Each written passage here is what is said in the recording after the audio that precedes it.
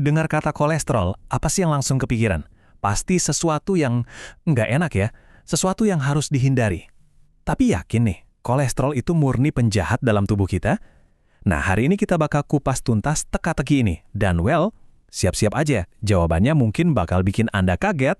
Oke, jadi langsung aja ya ke pertanyaan utamanya. Apa benar kolesterol itu musuh bebuyutan yang harus kita basmi? Kayaknya kita udah sering banget ya dengar narasi itu. Tapi, coba deh kita lihat dari sudut pandang lain. Mungkin ada bagian cerita yang selama ini kita nggak tahu. Nah, kita masuk ke bagian pertama. Judulnya aja udah bikin penasaran. Kolesterol itu sebenarnya kawan atau lawan sih?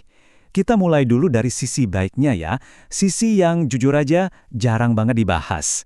Percaya nggak kalau saya bilang tubuh kita itu justru butuh banget kolesterol? Yap, ada nggak salah dengar. Hati kita itu sengaja loh memproduksi kolesterol. Buat apa? Wah, buat banyak hal penting. Mulai dari bikin hormon, bantu tubuh nyerap vitamin D, sampai jadi bahan bangunan buat setiap sel di tubuh kita. Tanpa kolesterol, sistem-sistem penting ini bisa kacau.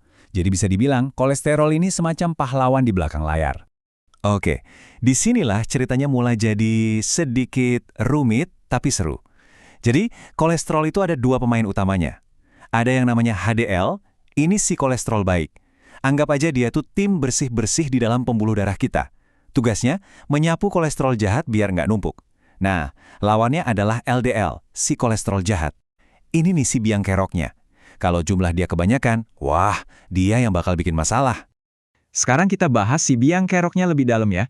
Gimana sih si LDL ini bisa jadi masalah besar di tubuh kita? Yuk kita bedah prosesnya. Jadi prosesnya begini. Coba bayangin pembuluh darah arteri kita itu kayak jalan tol. Nah, waktu kadar LDL ini ketinggian, dia itu kayak sampah yang dibuang sembarangan di pinggir jalan tol. Numpuk terus jadi plak. Akibatnya apa? Jalan tolnya jadi sempit kan? Bikin macet aliran darah. Dan kalau udah macet total, ya itulah yang bisa memicu serangan jantung atau stroke. Ngeri ya? Nah, untuk ngatasin kemacetan ini, dunia medis punya jagoannya. Namanya obat golongan statin. Mungkin Anda pernah dengar ya? Gimana cara kerjanya? Simple tapi cerdas banget. Statin ini ibaratnya mematikan saklar pabrik kolesterol di hati kita.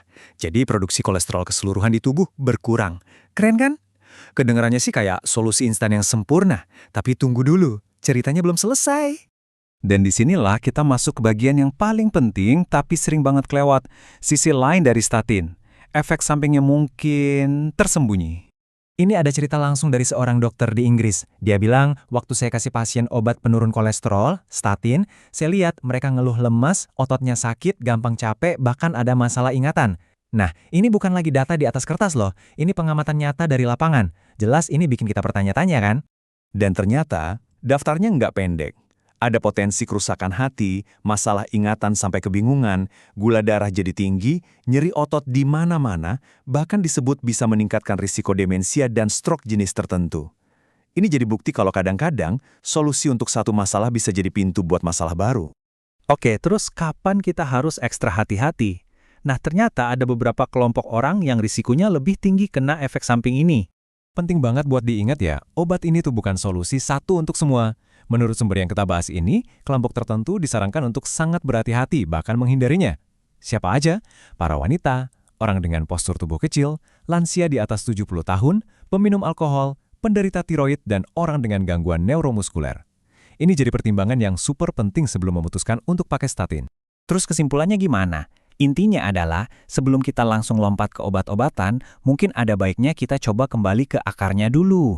Makan yang benar, hidup lebih sehat, lebih aktif, dan kalau bisa, utamakan yang alami. Ini bukan berarti anti obat ya, tapi lebih ke, yuk bangun dulu fondasi kesehatan kita dari dalam.